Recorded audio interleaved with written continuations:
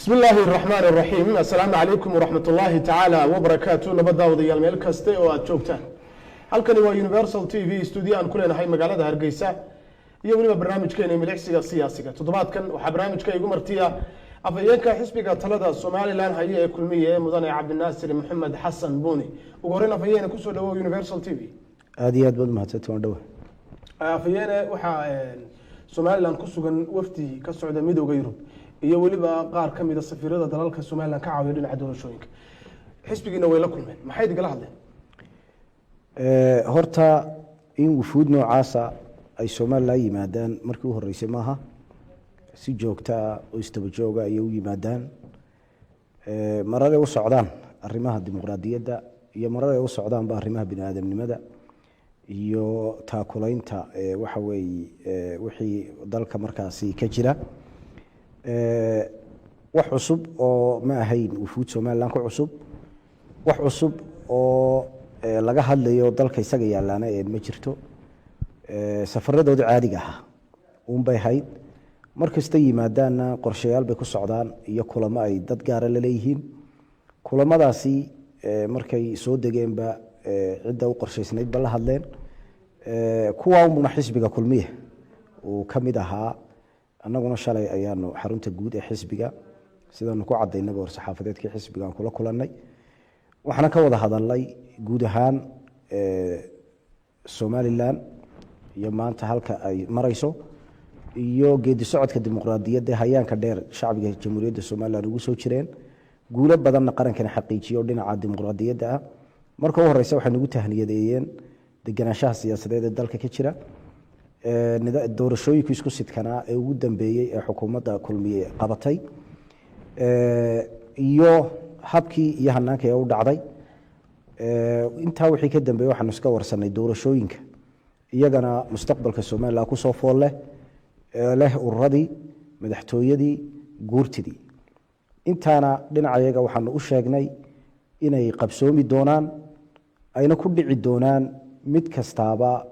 wixii loogu talagalay isla mar ahaantaasina ay u kala horeyn doonaan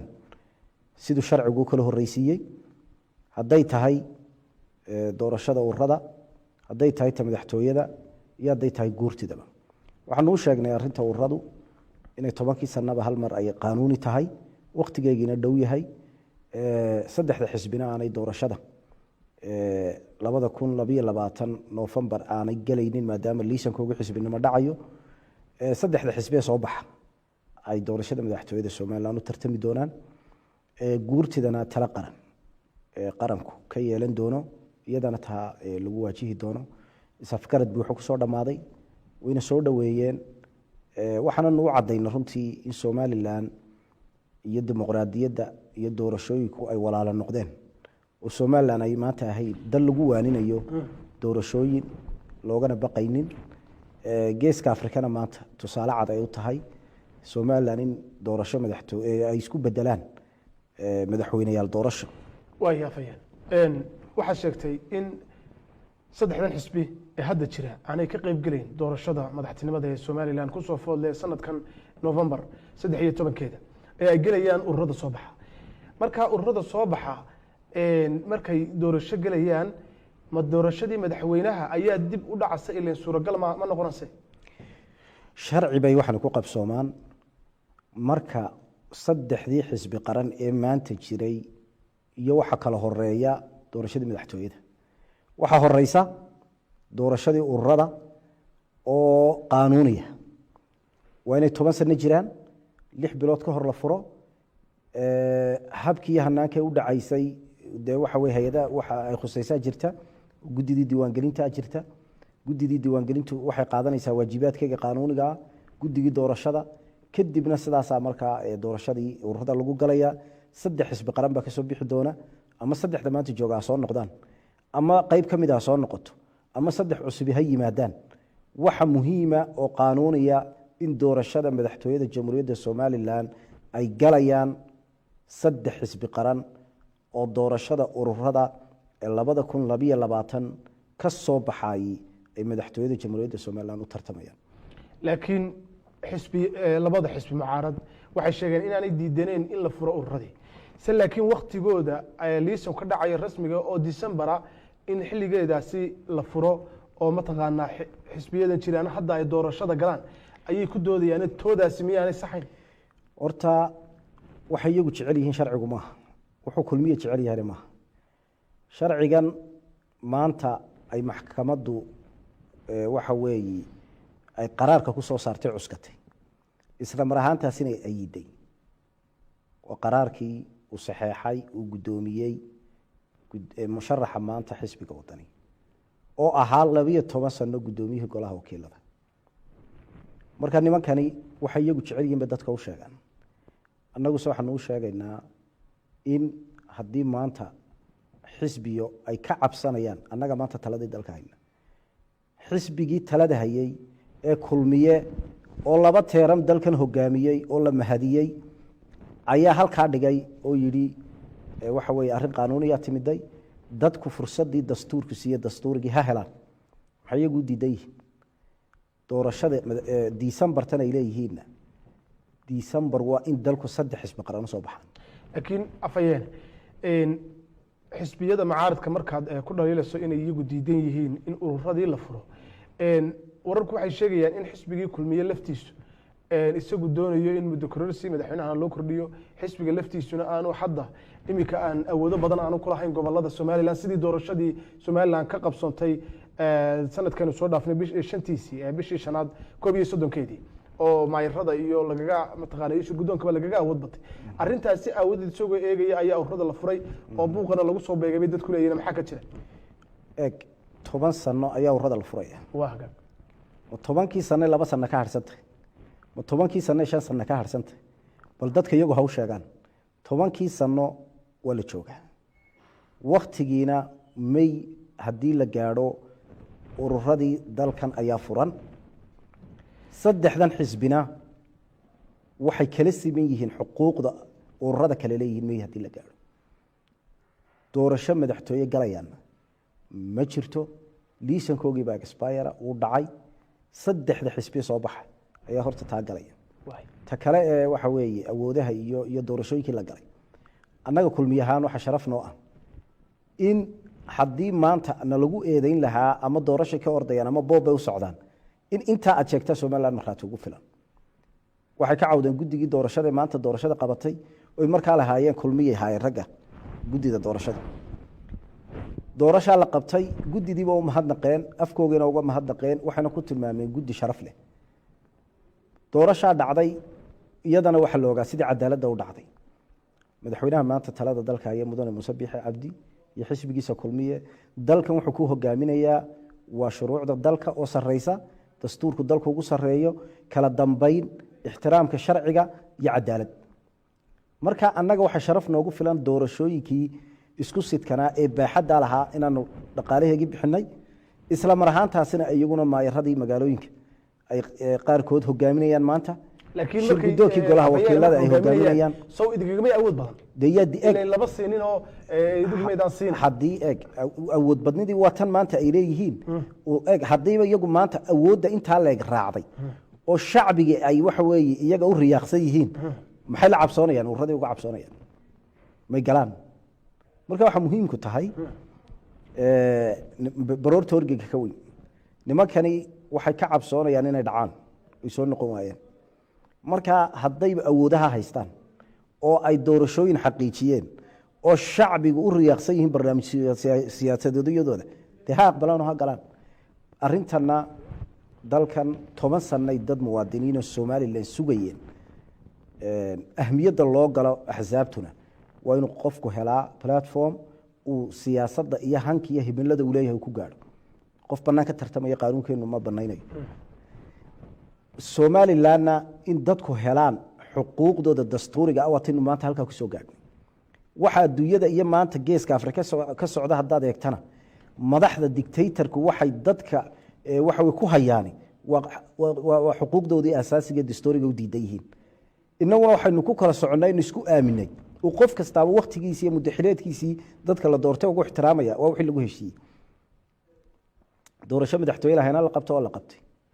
doorasho golo wakiilada ha la qabto oo la qabtay doorashooyinka golayaasha deegaanka ha la qabto oo la qabtay toodi maxay kaga duwanta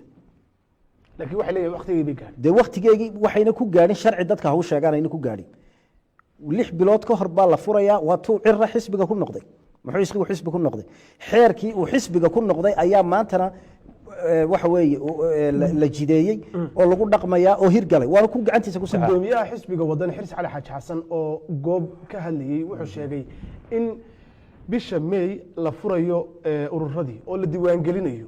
laakiin ay diiwaangelin ay ku sii ahaanayaan ururadaasi laakiin aanay ka qayb galin doorashada saddex xisbi ee jira ka qayb galayaan horta isagu afkiisu ka sheegay uu yiri ururadii way furan yihiin laakiin waa diiwaangelintii baa furan diiwaangelin doorasho hadday tu madaxtooye ka soo horeyso maxaa ururo loo noqonayaa la diiwaangelinaya horta isaga laftirkiisa waa iskhilaafsan haddii ururo mar allaaliya marka May la gaaraan ku saddexdan xisbi waxay la xuquuq yihiin ururada siyaasiga ee dalka ka furmaya wax ay dheer yihiin ma jirto wax allaaliya waxay dheeraanayaan waa la xuquuq waa la tartan wax allaaliya wixii qaanuunku uu jideeyay ee urur laga rabaa sida u tartamayaan iyo jadwalkooda iyo doorashooyinka iyo waxoo dhan bay ku soconayaan cid allaaliya cid ka sarreysa ma jirto maalinta shahaadada la siiyo December 3 xisbi qaran ee 3 xisbi qaran loo aqoonsado ayaa 3 xisbiya noqonayaan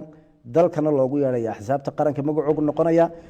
waxay ka qayb galayaan doorasho madaxtooyo doorasho golo wakiilo iyo doorasho golo deegaan waayahay afayeen December marka liisamada xisbiyada la siiyo way dhaaftay doorashadii madaxweynaha oo November 13keedii soo markaasi ma aha in dib u dhacso doorashadii madaxweynuhu doorashada madaxtooyadu mar kasta waxa ka soo horeysa tawrada waxana keentay dee doorashooyinkeenii muddo dhaafay iyo waqtigoon waxa weeye xisbiyada qaarkood imika tusaalaan ku siinaya markii madaxweynuhu talada dalka qabtay waxa taalay in la qabto doorashadii golaha wakiilada iyo doorashadii golaha deegaanka wadani isaga 2 sano iyadoo muddo xiloodkoogii dastuuriyay ugu harsan yahay isla mar ahaantaasina dambiye aanay gelin sida qaanuunku dhigayo lagu soo eedayn karo lagu helay ay ku waayi karaan waxa weeye xilkooga oo gudidii doorashadii 2017 qabatay sharci bay noqotay waa laga diiday muddo xiloodkoogii waa dhamaysteen halka 2 sano dadka kaga luntay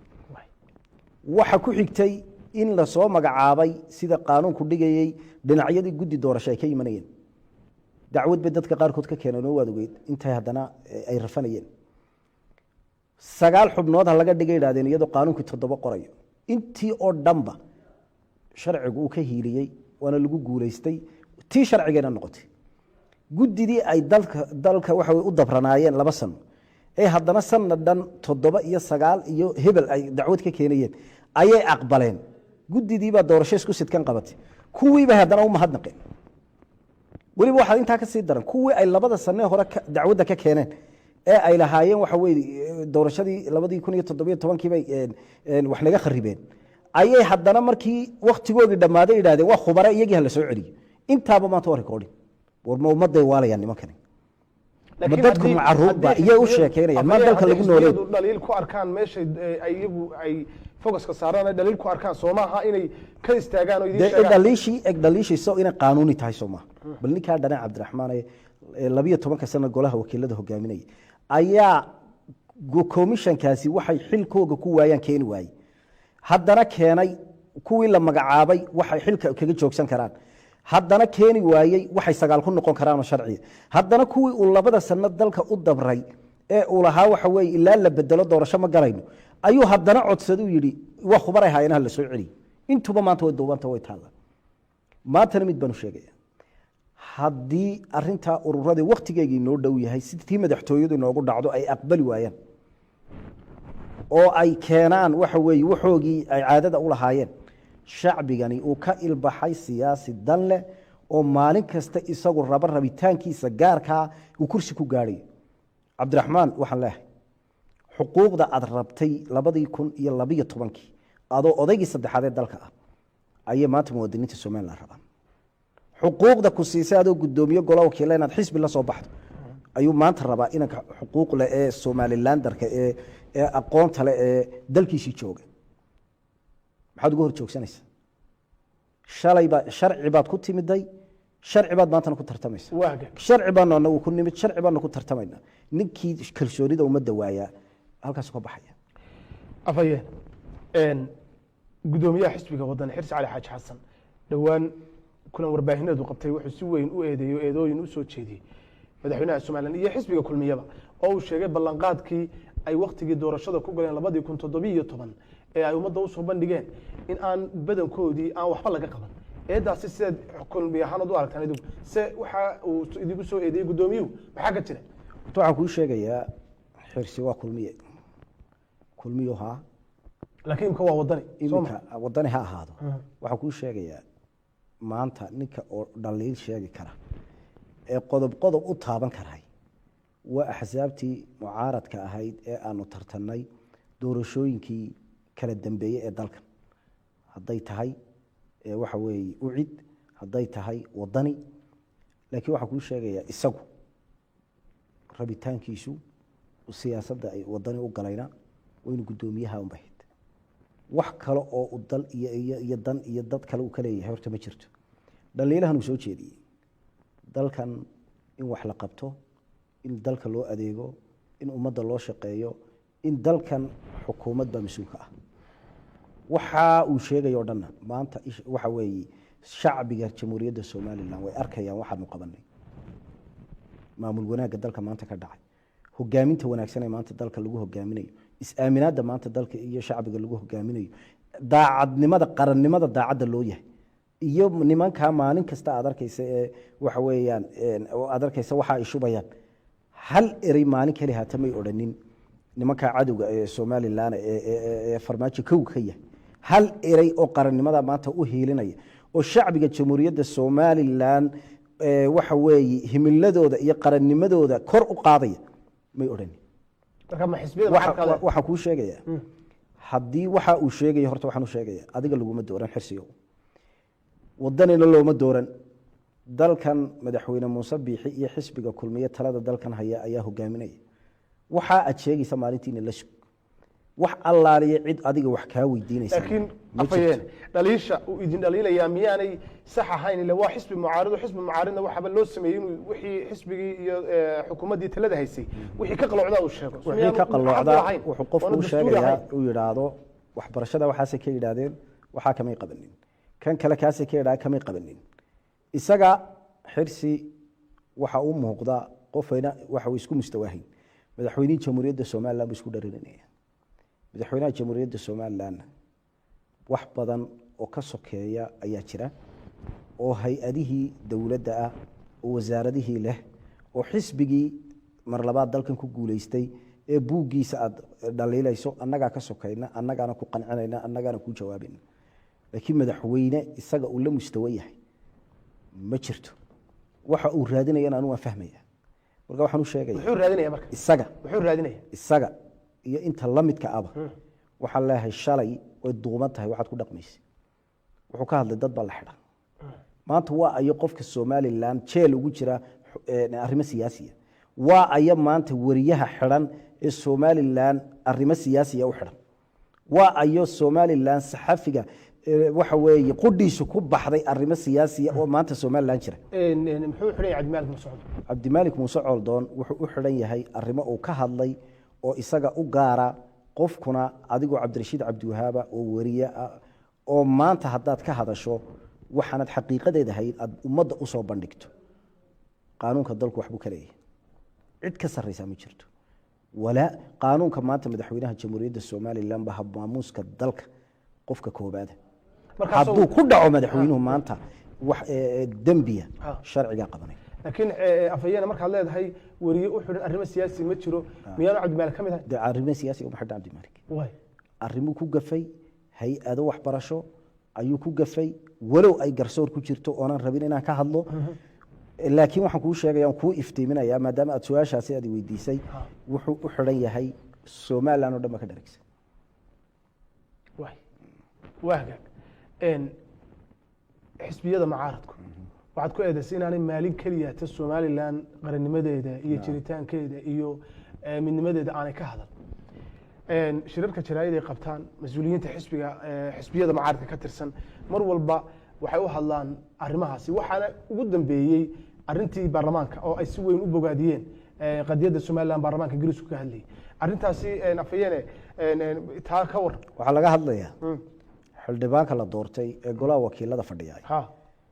kow wuxuu matalaa shacbiga jamhuuriyadda somaliland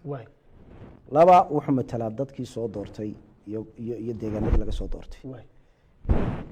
xildhibaanka golaha wakiiladu marka uu fadhiyo xisbi ma matalo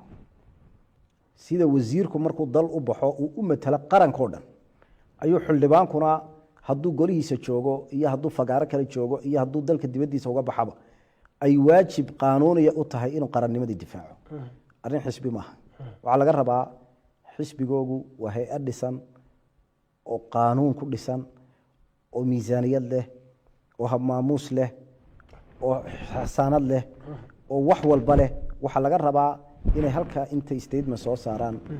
ay qarankan arrimaha gardaamada lagu hayo ay wax ka idhaadaan taa maalintaad soo heshay weydii arrintii ugu dambeysay ee baarlamaanka musharaxa madaxweynaha xisbiga wadani cabdiraxmaan maxamed cabdilaahi ciro wuxuu ka soo saaray qoraal dheer arrintaasi oo ugu shacbiga somaliland iyo weliba jaaliyadda arrintaasi ka shaqaysay jiritaanka somalilandba uu kaga hadlayo oo ku bogaadinayo arrintaasi waxaa laga hadlayaa arrintan waa laiswadadaad raacinayo annagaa ka shaqaynayo xukuumadda ku guulaysatay oo iyagu salaadun bay nagu xidheen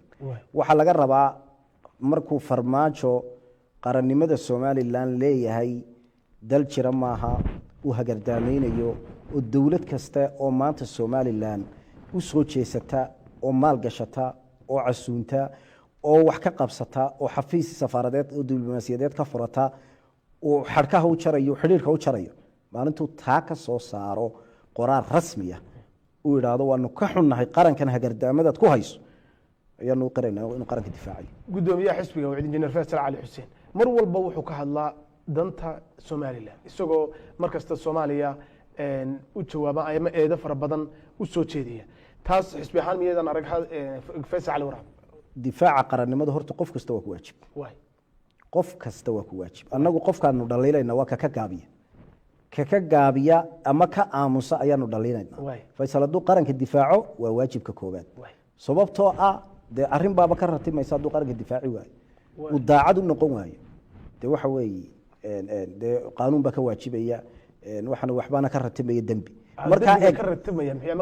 difaaca qarannimada somaliland waa waajib qof kastoo somaliland dal iyo dibad ha joogo xisbi ha ahaado shacab ha ahaado xukuumad ha ahaado mucaarad ha ahaado muxaafid ha ahaado intaynuuna mid baahan qof kastoo somalilandara jamhuuriyadda somaliland difaaceega xuduudeed cir iyo dhul hadal iyo qoraal waa ku waajib waa hagaag afayeen xisbiga wadani mas-uuliyiin ka tirsan waxay kugu eedeynayeen dhowaan inaad ka tirsaneed xafiiska madaxweynihii hore ee soomaaliya xasan sheekh maxamuud qeybta mataqaanaa ay marwadiisu ay maamuli jirtay dhinaca shabeellaha dhinacaasi agomaha u maamuli jirtay halkaasna ay cabdinaasir maxamed xasan buuni uu musuq maasuq fara badan ku galay arrintaasi maxaad kaga jawaabaysaa horta waxaan ka hadlay cabdiraxmaan maxamed cabdilaahi oo ah musharaxa xisbiga wadani inaan anigu dalka kaga tacab badanahay war-saxaafadeedkoogan horta waxa keenay horta taas ahayd tacabkan aan ka hadlayana aniga wuxuu ahaa 1991 burcaa lagu qabtay qarannimada somaliland madax banaanideedii ay lumisay inay la soo noqotay waxaana lagu dhamaystiray borama 1993 anigu boraman markaa joogay anigu dadkii ugu da'da yaraabaan ka mid ahaa ee u adeegayey shirkaasi iyo xoghaymihiisii iyo giddi iyo isku dubaridkiisii cabdiraxmaanna xaflad qalinjabineed wuxuu ka sheegay baan idhi inuu 2000 horaanteedii ilaa 99 intii u dhaxaysay uu dalka yimiday uu weliba hargeysa kilaab oo hoteelkii dowladda ahayd uu markaa ku soo degay markaa anigu tacabkii somaliland baan isaga u sheegay inaan anigu tacab badnaa iminkana waan ugu celinaya iyaguna waxay ka hadleen xasan sheekh maxamuud bal waxaad isku geysaan 93 buu xasan sheekh maxamuud soomaaliya ka ahaa madaxweyne mise 2014 buu ka ahaa bal labada isku keenayaan eegorta anu waxaan ka hadlay inaan cabdiraxmaan markii war-saxaafadeedkooga waxay ku yidhahdeen cabdinaasir markii cabdiraxmaan dalkan uu ka ahaa isna waxa weeye wuxuu ka tirsanaa hay-addii waxa weeye adeega waxa mucaawimooyinka sida xamar madaxtooyada ka shaqeynaysa anna waxaan ka hadlay dhowr iyo 90kii anigu tacab baan sheeganayay qarannimada ku tacalluqa oon cabdiraxmaan kaga tacab badnaa iyaguna waxay sheegeen xasan sheekh maxamuud mudaxileedkiisii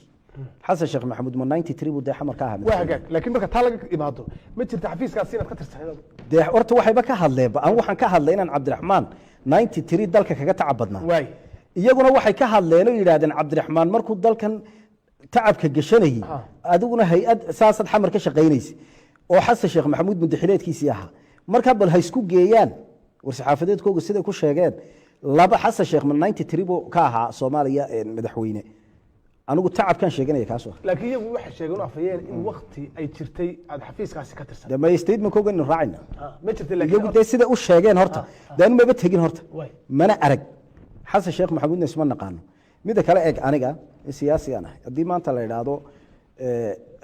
horta iguma eedeynin Cabdinaasir waa qaran dumis oo xil siyaasi iyo xamar ka qabtay horta iguma eedeynin alxamdulillah taas oo qarankayga inaan ilaa maanta Somalilander qarannimadu dhiigiisa raacday inaan ahay taa horta qireen waxay hay-ad buu ka shaqeynayay mucaawimo hay-ad mucaawimana cid kasta way ka shaqeyn kartaa oo maanta wad ogtahay ka xamar ka shaqeeyay inuu bari toole adeeg keeni karo gurmad caasimadda jamhuuriyadda Soomaaliland ama magaalooyinkeega kale qof reer Somalilandina inuu xamar isaguna adeeg bulsho ka qabto maalin walba waa saas weey ninka jaamac leeyahay ee maalintii dhaweeytay burco ka hadlayay meesha xirsi cirra joogeen wuxuu ahaa wasiirkii biyaha dawladda xasan sheekh bal inta dadka hawsha raxaan hadday cidi xasan sheekh maxamuud la shaqeynaysa xukuumaddiisi wasiiradiisi baa iyaga maanta la jooga marka wacatow iyo galgalasho waa yaa fayeen cabdinaasir maxamed xasan buuri xisbiga u cid baad ku soo jirtay waad ka timi kulmiyaad imka ku jirtay dadka bulshada reer caamku waxay leeyihiin cabdinaasir maxamed xasan afayeenka xisbiga kulmiye hadda sida weyn ee uu dhaliilayo xisbigii wadani ma laga yaabaa berri inuu xisbiga wadani u tago horta xisbiyada qaranka jamhuuriyadda Somaliland waxaynu u abuurnay in qofku markuu ku qanco barnaamij siyaasadeedkooga oo waliba ugu weyn tahay qarannimadu inuu waxa uu taageero ka mid noqdo halkaasi ka bilaabo waxa ku sheegayaa dadkan maanta Somaliland shalay male horta taariikhdana dib ma raacaan maalintii ururada Somaliland laga aasaasay waxa weeye ugu horeysay doorashadii 2002 golo deegaan inoogu soo baxay saddex xisbi qaran ku soo baxeen udub iyo kulmiye u cid markii ururada la ahaa waxa weeye maalintaasi dad badan oo madaxa ururadii waqtigaasi ururnimada u soo gudbi waayay ku jireen markii ururadii dhaceen ay waayeen shahaadadii xisbi ku noqonayeen bulshadii ku jirtay xaq bay u leeyihiin saddexdii xisbi soo baxay inay deeg galaan tiiba ayideen haddii lagu yiraahdo ka waran qofka urur siyaasadeedkii hormuudada dhacay ayaad ka mid ahayd maxaad udub u gashay dee ku taageerayaba muu soo bixin marka xisbiyadu in waxa weeye la galo aad aragtidooda siyaasiga anigu waliba gudoomiye ku-xigeenkii koobaad ee xisbiga ayaan noqday waa xisbi qaran aragtida siyaasigana iyo wadadan aan marna iyo tan aan marnana waa lagu kala duwan yahay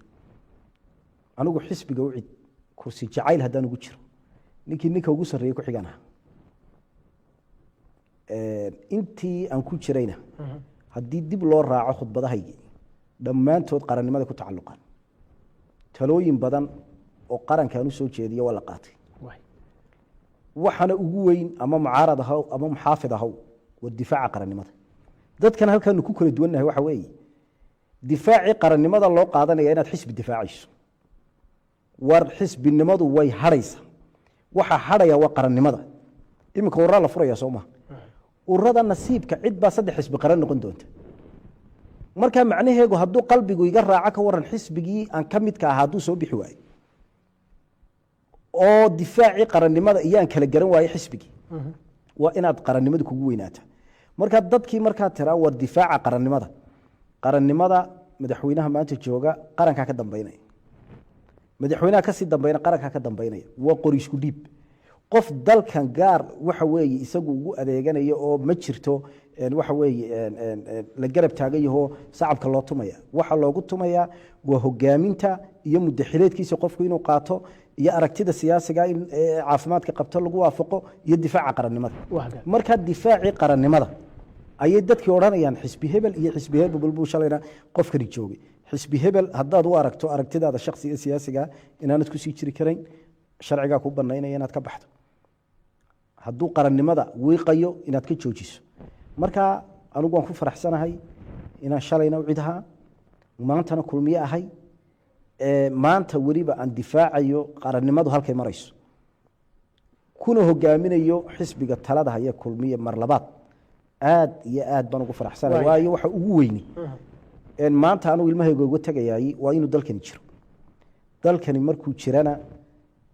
waxa weeye waad ka gamcaysaa oo tacabkaagii baad iyaad arkaysaa iyo halkuu waxa weeye gaadhay marka waxaan da'yarta aqoonta leh ugu baaqaya war dalkaydii kaalay aragtida siyaasiga ee lagu kala soo horjeeday dhib ma lahan intaasaanu soo joognayoo wax kasta inta laga heshiiyo ayay wax kastaaba dhammaadaan waxa ugu weyne waxa weeye ixtiraamka qaanuunka iyo difaaca qarannimada marka difaaca qarannimadii ayaanu dad badan aanaan iskaga mid ahayn gabagabadii barnaamijka bulshada somalilan ay ku daawanaysa talooyinka ama talada aad u soo jeedinayso afayaan ahaan maxay tahay horta shacbiga jamhuuriyadda somalilan ee xariirta ah waxaan u rajaynayaa khayr inuu ilaahay dalkooga ay maanta adduunyadii usoo jeesatay dowlad wanaagga leh ee qarannimada taabagalka noqotay inuu ilaahay horta u siyaadiyo ilaahay baan uga baryayaa iyagana waxaa la gudboon inay dalkooga xajistaan qarannimadooda xajistaan dhayaldhayal qarannimadana kuma yiman maanta somalilan haddaad dib u raacdo oo dadka farakutiriska ee maanta da'dii qarannimadan xaqiijisay kasii nool aad la sheekaysato wax weyn iyo cibar baa dadka u kordhaya dalkan ilaahay meel loogu mahadnaqo maanta maraya ilaahay meel balaayo laga magan galu maraya